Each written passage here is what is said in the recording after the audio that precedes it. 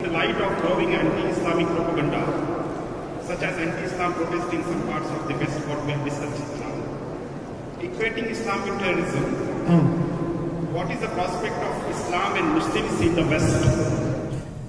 What is the prospect of Islam and Muslims in the West in light of all the anti-Islam machinery? I live in the West. Let me tell you, Islam has amazing prospect in the West. Amazing prospect in the West. Muslims in the West, may Allah protect them and preserve them. Something really amazing is happening in the West. When this Charlie Hebdo thing happened, I live in Texas. You know Texas? Like Pishun, Texas?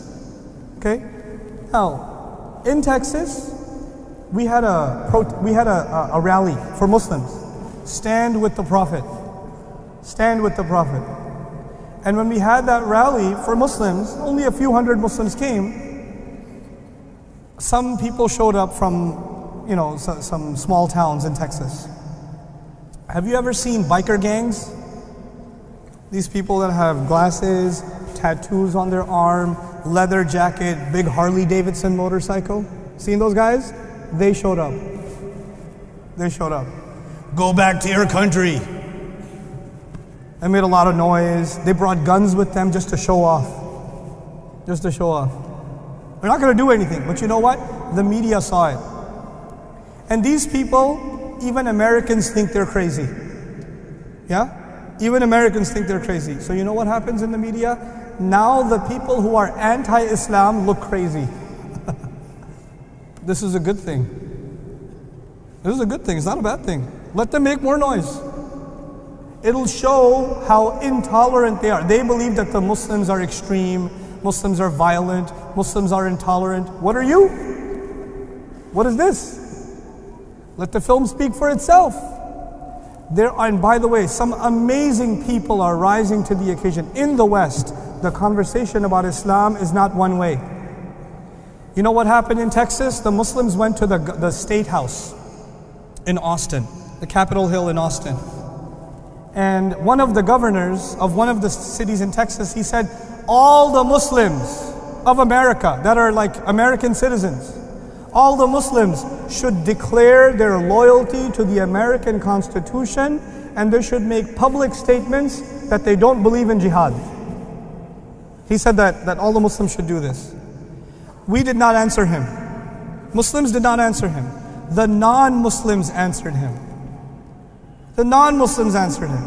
He said, okay, you know what? Let's ask all white people to denounce the Ku Klux Klan and declare their loyalty to the United States Constitution. Let's ask all the Cuban Muslims to denounce communism because they might be from Cuba and declare their loyalty to the Constitution. What are you talking about? This is ridiculous. We didn't say it. The non-Muslims said it. You know what happened in Australia? This girl was scared because she was riding in the train. She was scared to wear her hijab and she took it off. And somebody came to her and said, don't worry, keep it on, I will ride with you.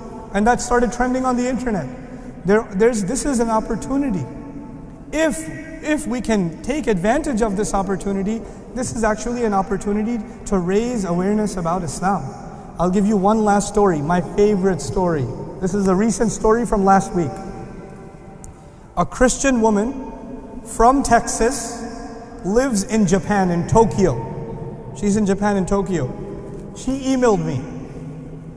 She says, when the Charlie Hebdo incident happened, and there were so many protests, I became curious, so I looked up Quran, and protests on YouTube.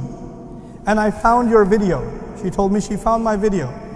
So I watched your video and I became very impressed with the Quran. So I started, learning Quran from Bayyinah TV. I subscribed to Bayyinah TV and I'm watching your lessons on the Quran. She started by saying she's Christian. At the end of her email, thank you for introducing me to Allah and His Messenger. She became Muslim. She told me she watches so many videos, she lost all the data on her phone. You know, that's what she was emailing about. Could you make them less heavy because I have too much data on my phone? That's what her email was about. You know what I'm saying? It looks bad on the news, but the reality is this is opening an opportunity for people to actually discover what our deen is really about, which means we have to take responsibility and open that conversation with our Muslim, non-Muslim friends and neighbors, inshallah ta'ala. Speaking of which, there are a couple of tables outside. For those of you that are, how many people here don't speak Arabic? Don't speak Arabic, show of hands. Oh, most people, okay, good. You don't speak Arabic. It's okay. Me neither. Sometimes. If you'd like to learn Arabic, I would like to teach you. If you want to learn some Arabic, yeah? Oh, table. Okay. See these red tables over here, guys? This red table over here and that red table over there? I put some gift cards on there for you. To access to the website where I teach Arabic 15 minutes at a time. I teach my 15-year-old daughter, and she's learning a lot, alhamdulillah. She's learning Nahu and stuff. She's learning how to understand the Quran in Arabic. And if she can learn it, you can learn it. It's only a commitment of 10, 15 minutes a day for 3 days a week. That's it. 2-3 days a week. Easy. And within 6 months, inshallah, you'll start enjoying Salah. You start beginning to understand what's happening in Quran. So it's not that difficult. So if you're interested, there's only a few cards, inshallah. When this talk is done, just take one with you and try it. Those of you that already have Bayyinah TV access, just take it and give it to somebody as a gift. Because we want to spread this mission, inshallah ta'ala. I'll take one last question.